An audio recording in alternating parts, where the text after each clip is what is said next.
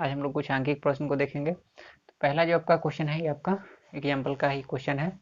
आप लोग क्या कीजिएगा कि जितना एग्जाम्पल का क्वेश्चन है 15 के बाद 15 तक हो गया था, 15 के बाद जो भी एग्जाम्पल का क्वेश्चन होगा उसको आप लोग डील कीजिएगा। अगर कोई क्वेश्चन अगर आपसे नहीं बनता है तो डाउट भेजिएगा, उसको हम क्लियर कराएंगे। उसके बाद हम लोग एक्सरसाइज में चलेंगे, ठीक है। तो पहला जो आपका यहाँ पर क्वेश्चन है वो आपका है किसी पत्थर को ऊर्ध्वाधरता ऊपर की ओर 5 मीटर प्रति सेकंड के वेग से फेंका जाता है। मतलब कि कोई आपका एक पत्थर है, उसको ऊपर की ओर हम क्या करते हैं, फेंकते हैं, ठीक है ना। एक निश्चित दिशा में ऊपर की ओर क्या करते हैं, उसको हम फेंकते हैं, ठीक है। तो ऊपर की ओर 5 मीटर प्रति सेकंड के वेग से फेंका जाता है। तो जब भी नीचे से ऊपर किसी भी चीज़ को हम भेजेंगे तो वहाँ पर कुछ वेग लेकर के उसको हमको भेजना होगा, तभी वो क्या करेगा, कुछ दूरी पर वो जाएगा, ठीक है। तो यह उसका क्या हो जाएगा, प्रारंभिक वेग हो जाएगा। तो यहाँ पर हो जाएगा u बराबर 5 मीटर प्रति सेकंड हो जाएगा, ठीक है। कि वेग से फेंका जाता है। यदि गति के दौरान पत्थर का नीचे की ओर दिष्ट त्वरण, गति के दौरान का मतलब क्या हुआ कि जैसे यह ऊपर गया, ठीक है, पत्थर को हम फेंके तो पत्थर ऊपर की ओर चला गया, ठीक है। तो जब ऊपर की ओर गया, ठीक है ना, तो वो कुछ दूरी तय किया होगा, ठीक है। तो कुछ दूरी तय किया होगा तो उसको हम मान लेते हैं, दूरी को हम s मान लेते हैं ऊपर की, या उसको हम ऊंचाई h भी मान सकते हैं। तो दूरी हम मान लेते हैं वहाँ पर s मान लेते हैं, क्या मान लेते हैं, s की। वो कुछ दूरी तय किया होगा, ठीक है ना। अब वहाँ पर जहाँ तक उसका मैक्सिमम जो हाइट हुआ होगा वहाँ पर पहुँच कर उसका जो प्रारंभिक वेग है वहाँ पर क्या हो गया होगा, जीरो हो गया होगा। मतलब कि वहाँ पर जाके जैसे 5 मीटर प्रति सेकंड के वेग से हम फेंके हैं तो जाते जाते जाते जाते वहाँ पर कम होते होते वो क्या हो गया होगा, जीरो हो गया होगा, ठीक है। और उस बिंदु पर थोड़ा देर के लिए वो क्या होगा, बहुत ही कम समय के लिए, लेकिन वह विराम की अवस्था में आएगा। तो उसका भी वहाँ पर क्या हो जाएगा, जीरो हो जाएगा। जब भी कोई वस्तु विराम की अवस्था में आता है तो उसका भी क्या हो जाएगा, जीरो हो जाएगा। तो यहाँ पर इसलिए हम लिख दिए v बराबर 0 मीटर प्रति सेकंड। तो लिखा हुआ कि गति के दौरान पत्थर का नीचे की ओर दिष्ट त्वरण, नीचे की ओर दिष्ट त्वरण, देखिए यहाँ पर लिखा हुआ है नीचे की ओर दिष्ट त्वरण, ठीक है ना। दिष्ट माने होता है निश्चित दिशा, दिष्ट माने क्या होता है, निश्चित, क्या होता है, निश्चित। तो मतलब कि नीचे की ओर निश्चित दिशा में उसका जो दिष्ट त्वरण है वो कितना है, 10 मीटर प्रति सेकंड स्क्वायर है। तो हम यहाँ पर क्या करते हैं कि ऊपर जैसे यहाँ से हम फेंक रहे हैं, ठीक है ना, तो ऊपर की दिशा को हम क्या, यहाँ से ऊपर की दिशा को हम क्या मान लेंगे, प्लस मान लेंगे। और फिर से जब रिवर्स होगा नीचे की तरफ आएंगे तो उस दिशा को हम क्या मानेंगे, माइनस मानेंगे। क्या मानेंगे, माइनस। तो यहाँ पर जो ए का वैल्यू हो जाएगा वो आपका क्या हो जाएगा, -10 मीटर प्रति सेकेंड स्क्वायर, ठीक है। यहाँ पर ए हम माइनस में क्यों लिए, क्योंकि यह नीचे इसके हमारा जो वेग का दिशा था उसके विपरीत दिशा में यह आ रहा है, ठीक है। तो इस दिशा को अगर हम प्लस लिए हैं तो ये दिशा आपका क्या हो जाएगा, माइनस हो जाएगा, ठीक है। तो इसलिए यहाँ पर ए क्या हो जाएगा, -10 मीटर प्रति सेकंड स्क्वायर, ठीक है। तो लिखा है तो पत्थर कितनी ऊंचाई प्राप्त की, तो पत्थर कितनी ऊंचाई प्राप्त की मतलब कि हमको एस निकालना है, ठीक है ना। यहाँ पर हम एच भी लिख सकते हैं, ऊंचाई कह रहा है तो, ठीक है। लेकिन यहाँ पर एस और एच क्या होगा, बराबर ही होगा। उसे वहां पहुंचने में कितना समय लगा, मतलब कि मैक्सिमम हाइट मान लीजिए कि यहाँ से वो यहाँ तक आ गया, ठीक है। तो यहाँ तक पहुंचने में उसको कितना समय लगा ये भी हमको निकालना है। मतलब कि यह दूरी तय करने में उसको कितना समय लगा ये हमको निकालना है। तो हमको टी भी यहाँ पर निकालना है, ठीक है। तो हम यहाँ पर क्या किए, पहले क्वेश्चन को अच्छे से रीड कर लिए। क्वेश्चन को रीड करने के बाद जो जो डाटा हमारे पास दिया हुआ था उसको हम लिख लिए, और जो भी डाटा हमको निकालना है वो भी हम यहाँ पर लिख लिए, ठीक है। अब हमारे पास अवेलेबल है u है, v है और a है, ठीक है। हमको निकालना है h और t निकालना है। तो हमारे पास तीन फार्मूला है। पहला formula v = u plus A T, ठीक है। तो यहाँ से हम चाहे तो v का वैल्यू रखेंगे, u का वैल्यू रखेंगे, a का वैल्यू रखेंगे तो हमारे पास t आ जाएगा, ठीक है। तो इस फार्मूला का अप्लाई करके हम यहाँ पर t निकालेंगे। और जब t निकालेंगे तो एक और फार्मूला होता है s बराबर ut plus half A T square. तो या तो इससे आप निकाल लीजिए क्योंकि आपके पास a भी दिया हुआ है, ठीक है। और u तो यहाँ पर, हाँ यू भी, तो ये इससे भी आप निकाल सकते हैं। और चाहे तो आप v square equal to u square plus 2a इससे भी निकाल सकते हैं, क्योंकि इससे आप क्या कर सकते हैं, समय निकाल लीजिएगा। तो समय निकालने के बाद आप इसका, सॉरी, यहाँ पर समय निकाल लीजिएगा तो उसके बाद ये फार्मूला अप्लाई कर सकते हैं। और चाहे तो आप इसे भी बना सकते हैं, ठीक है। तो ये तीन फार्मूला में से यहाँ पर दो फार्मूला हमारे लिए यूटिलाइज हुआ। पहला आपका क्या हो जाएगा, v = u plus A T. तो यहाँ से हम लिख सकते हैं क्या, v आपका कितना है, तो जीरो है। जीरो क्यों है, समझ में आ गया कि जब यह मैक्सिमम हाइट वहाँ पर क्या करेगा, मैंने मैक्सिमम हाइट पर पहुँचेगा, ठीक है ना, उच्चतम ऊंचाई पर, तो वहाँ पर जाकर उसका भी यू क्या हो जाएगा, जीरो हो जाएगा, ठीक है। मतलब कि थोड़ा देर के लिए, बहुत ही कह सकते हैं कि एक क्षण के लिए वहाँ पर वो क्या हो जाएगा, विराम की स्थिति में आएगा। और जब विराम की स्थिति में आएगा तो उसका भी क्या हो जाएगा, जीरो हो जाएगा। मतलब अंतिम वेग वहाँ पर क्या हो जाएगा, जीरो। इसलिए यहाँ पर हम भी क्या लिए हैं, जीरो। यू आपका दिया हुआ है 5 प्लस ए आपको दिया हुआ है -10 और टी आपको पता नहीं है। आप यहाँ से क्या लिख सकते हैं, माइनस में 10t है, इधर आएगा तो प्लस में क्या हो जाएगा 10t, और बराबर में यहाँ पर क्या बचेगा 5। तो t बराबर आप लिख सकते हैं 5/10 माने कि 1/2 सेकेंड। समय आपके पास क्या आ गया, 1/2 सेकेंड आ गया, ठीक है। या आप इसको 0.5 सेकेंड भी लिख सकते हैं। अब आपको निकालना क्या है, s निकालना है। तो यहाँ s बराबर हम क्या लिखेंगे, ut plus half A T square. हमको पता है कि यह एस किसके बराबर है, तो ऊंचाई के बराबर है, तो यहाँ पर हम एच भी लिख सकते हैं।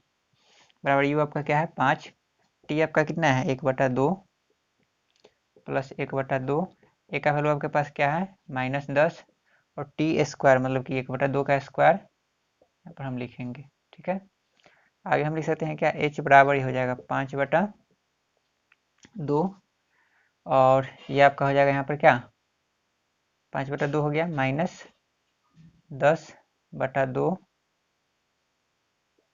और 1/2 का स्क्वायर करेंगे तो क्या हो जाएगा, तो ये हो जाएगा आपका 1/4।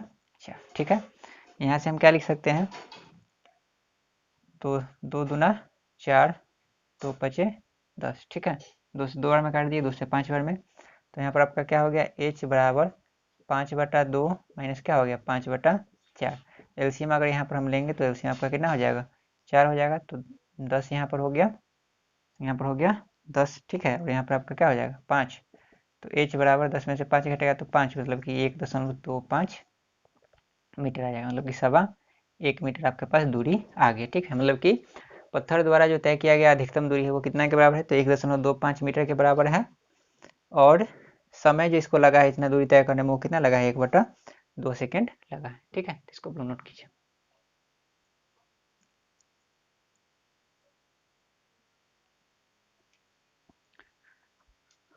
अगला क्वेश्चन आपका दिया हुआ है, एक ट्रेन 90 किलोमीटर प्रति घंटा की चाल से चल रही है। हाँ, एक बात यहाँ पर ध्यान दिया कि यहाँ पर जो चाल दिया है इसको हम वेग मान के ही चलेंगे। ठीक है, तो 90 किलोमीटर प्रति घंटा की चाल से चल रही है, मतलब कि अभी वह इस चाल से वो क्या है गतिशील है, तो इसका यू क्या हो जाएगा 90 किलोमीटर प्रति घंटा। ठीक है, से चल रही है। जब उसमें ब्रेक लगाए जाते हैं, तो याद रखिए कि जब भी हम ब्रेक लगाएंगे तो हमारा भी कम होगा और यू क्या होगा ज़्यादा होगा। ठीक है ना, क्योंकि ब्रेक लगाने पर हमारा जो चाल होता है वो क्या होता है कमता ही है। ठीक है ना, ज़्यादा नहीं होता है। तो हमेशा याद रखिए कि जब भी ब्रेक लगाएंगे तो उसमें क्या होगा, भी आपका कम होगा, यू आपका क्या होगा ज़्यादा होगा, और उस समय जो आपका त्वरण का मान होगा वो आपका क्या आएगा माइनस में आएगा। ठीक है ना, जिसको हम क्या कहेंगे मंदन कहेंगे। ठीक है, तो लिखा हुआ है कि जब उसमें ब्रेक लगाए जाते हैं तो 0.5 मीटर प्रति सेकंड स्क्वायर का मंदन उत्पन्न होता है। मंदन मतलब बताए थे कि ऋणात्मक त्वरण होता है। ऋणात्मक त्वरण कब होता है, जब आपका भी कम होता है और यू आपका क्या होता है ज़्यादा होता है। ठीक है, तो मंदन उत्पन्न होता है तो इसको हम क्या लिखेंगे, ए बराबर -0.5 मीटर प्रति सेकंड स्क्वायर। ठीक है ना, माइनस क्यों लिखे, क्योंकि मंदन लिखा हुआ है इसलिए। ठीक है, उत्पन्न होता है रुकने के पहले, तो रुकने के पहले मतलब कि ट्रेन को रुकना है, तो ये आपको पता हो गया कि रुकेगा तो उसका भी क्या होगा 0 होगा, तो भी बराबर यहाँ पर क्या हो जाएगा 0 मीटर प्रति सेकंड। तो ये हो गया आपका भी 0 मीटर प्रति सेकंड। ठीक है, क्योंकि यहाँ पर कह रहा है रुकने के पहले, तो जब वो रुकेगा, ठीक है, तो रुकेगा तो निश्चित है कि वो आपका विराम अवस्था में आ गया, तो उसमें उसका भी क्या हो जाएगा 0 हो जाएगा। तो ट्रेन कितनी दूरी तय करेगी, मतलब कि ऐसा कोई जरूरी नहीं होता है कि जैसे हम ब्रेक लगाए और गाड़ी रुक गया, ऐसा नहीं होता है। ठीक है ना, ब्रेक लगाते हैं तो कुछ दूरी जाते जाते जाते जाते क्या होता है, तब वो लास्ट में रुकता है। तो वही ब्रेक लगाने के कितना देर बाद वो गाड़ी रुक गया, ठीक है ना, कितना देर बाद। ठीक है ना, वो समय भी हमको निकालना है, क्या निकालना है समय, और कितना दूरी चल करके वो रुकेगा। ठीक है ना, ये भी हमको पता करना है। फिर समझिएगा कि किसी भी चीज़ में अगर हम ब्रेक लगाते हैं, ठीक है, ऐसे आज बहुत सारे टेक्नोलॉजी है जो क्या हो गया विकसित हो चुका है कि ब्रेक लगाइए अगर वो तुरंत क्या होता है रुक जाता है। लेकिन ट्रेन और या बहुत सारी गाड़ियों में भी ऐसा नहीं होता है कि ब्रेक लगाए और वो रुक गया। ठीक है, ब्रेक लगाने के कुछ दूरी चल करके वो क्या होता है रुकता है। तो वही ब्रेक लगाने के ब्रेक लगाने के बाद वो कितना दूरी तय करके रुकेगा। ठीक है ना, ये हमको एस निकालना है। ठीक है, और उसको उतना दूरी तय करने में कितना समय लगा ये भी हमको निकालना है। ठीक है, अब हमारे पास जो डाटा है वो आपको यू दिया हुआ है, ए दिया हुआ है, भी दिया हुआ है। ठीक है, तो हमको टी और क्या निकालना है एस निकालना है। तो यू ए भी दिया हुआ है तो भी बराबर यू प्लस ए टी से हम ये टी निकाल लेंगे, और एस हमको निकालना है तो वहाँ पर हम अप्लाई कर सकते हैं क्या भी square equal to u square plus में 2s, तो उससे भी हम निकाल सकते हैं। ठीक है, तो यहाँ पर हम पहले निकाल लेते हैं भी बराबर यू प्लस ए टी। अगर हम लिखते हैं तो भी आपका क्या होगा 0 होगा क्योंकि गाड़ी रुक गया है। ठीक है, यू आपका 1 मिनट, और कि जैसे यहाँ पर देखिए सब जो है आपका ऐसा सिस्टम में दिया हुआ है ऐसा यूनिट में, लेकिन ये आपका ऐसा यूनिट में दिया हुआ नहीं है।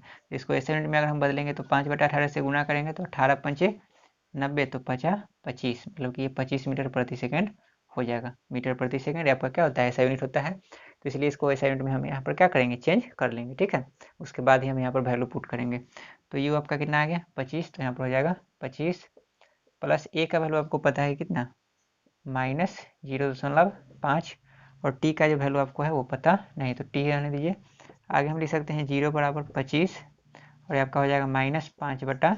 इसको हम लिख सकते हैं 5/10 और इंटू में क्या हो जाएगा टी। अब इसको हम क्या करते हैं, 5/10 टी को इधर अगर हम लाएंगे तो ये प्लस में हो जाएगा, बराबर में क्या हो जाएगा 25।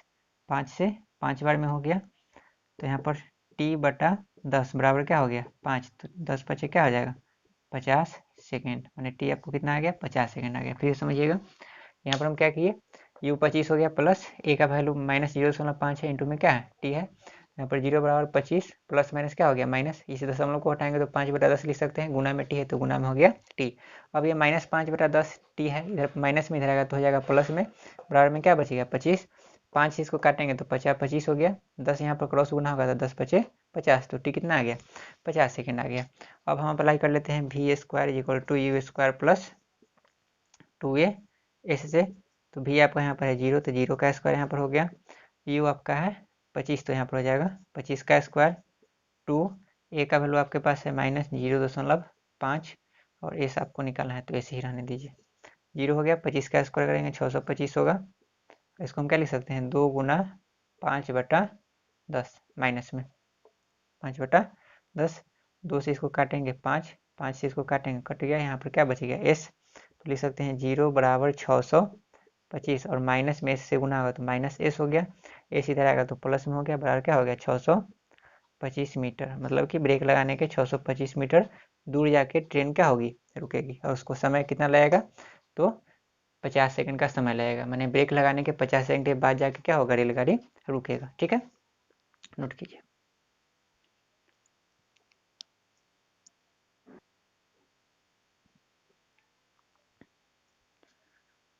अगला क्वेश्चन है, एक ट्रॉली एक आनत तल, ट्रॉली मतलब समझ लीजिए कि कोई एक वस्तु होगा, ठीक है। ट्रॉली एक तरह का वस्तु होता है जिस पर हम किसी भी चीज़ को क्या करते हैं रख करके एक जगह से दूसरी जगह ले जाते हैं, ठीक है। तो एक वस्तु या समझ लीजिए कि एक ट्रॉली एक आनत तल, तो आनत तल माने क्या होता है कि जैसे मान लीजिए कि ये जो स्लोप टाइप का है ना, तो इसी को हम बोलते हैं आनत तल। क्या बोलते हैं आनत तल बोलते हैं इसको, क्या बोलते हैं आनत तल। तो आनत तल पर एक वस्तु है, मान लीजिए कि यहाँ पर ट्रॉली है, ठीक है, तो जब यहाँ पर रखेंगे तो ये धीरे धीरे धीरे नीचे आएगा, ठीक है। तो लिखा हुआ है कि एक ट्रॉली एक आनत तल पर 2 मीटर प्रति सेकंड स्क्वायर के त्वरण से नीचे आ रही है, मतलब कि यह जो नीचे आ रही है उसका त्वरण कितना है, तो त्वरण आपको दिया हुआ है 2 मीटर प्रति सेकंड स्क्वायर, ठीक है, के त्वरण से नीचे आ रही है गति प्रारंभ करने के 3 सेकंड के बाद। तो गति प्रारंभ करने के 3 सेकंड के बाद, तो गति प्रारंभ कर दी है, मतलब कि पहले से गति में वो नहीं थी, ठीक है, तो पहले से जब वो गति में नहीं थी तो उसका यू क्या हो जाएगा 0 हो जाएगा, क्या हो जाएगा 0। और लिखा कि गति प्रारंभ करने के 3 सेकंड के बाद, तो समय आपको दिया हुआ है यहाँ पर 3 सेकंड, तो 3 सेकंड के बाद उसका वेग क्या हो जाएगा, तो 3 सेकंड के बाद उसका जो वेग होगा उसको हम क्या लिखेंगे v लिखेंगे, तो उसका v क्या होगा वो हमको निकालना है। फिर समझिएगा कि एक वस्तु एक आनत तल पर 2 मीटर प्रति सेकंड स्क्वायर के त्वरण से नीचे जा रही है, यहाँ से कोई वस्तु नीचे जा रही है तो उसका त्वरण कितना दिया हुआ है 2 मीटर प्रति सेकंड स्क्वायर, गति प्रारंभ करने के 3 सेकंड के बाद। तो जब गति प्रारंभ नहीं की होगी तो उस समय उसका यू क्या रहा होगा 0, तो यू हो गया 0 मीटर प्रति सेकंड, मतलब कि वो वस्तु जो पहले था वो क्या था रेस्ट में था, ठीक है, मतलब कि वो विराम में था, ठीक है। 3 सेकंड के बाद, मतलब गति प्रारंभ करने के 3 सेकंड के बाद उसका वेग क्या होगा, मतलब कि v क्या होगा ये हमको निकालना है। तो यहाँ पर ए यू टी दिया होता है, यहाँ पर हम v = u + at हम लिख सकते हैं। u आपको हो जाएगा 0, a आपका हो गया 2 और t आपका हो गया 3, तो हो जाएगा 0 + 3 × 6, तो यहाँ पर हो गया 6 मीटर प्रति सेकंड। ये आपको क्या चीज़ का वैल्यू आ गया v का वैल्यू आ गया, मतलब कि गति प्रारंभ करने के 3 सेकंड के बाद उसका जो वेग होगा वो कितना हो जाएगा 6 मीटर प्रति सेकंड हो जाएगा, ठीक है। तो आप लोगों का आज का होमवर्क है कि जितना एग्जाम्पल का क्वेश्चन है सबको आप जल्दी से जल्दी कंप्लीट कर लीजिए, ठीक है। उसके बाद हम लोग एक्सरसाइज में चलेंगे, ठीक है।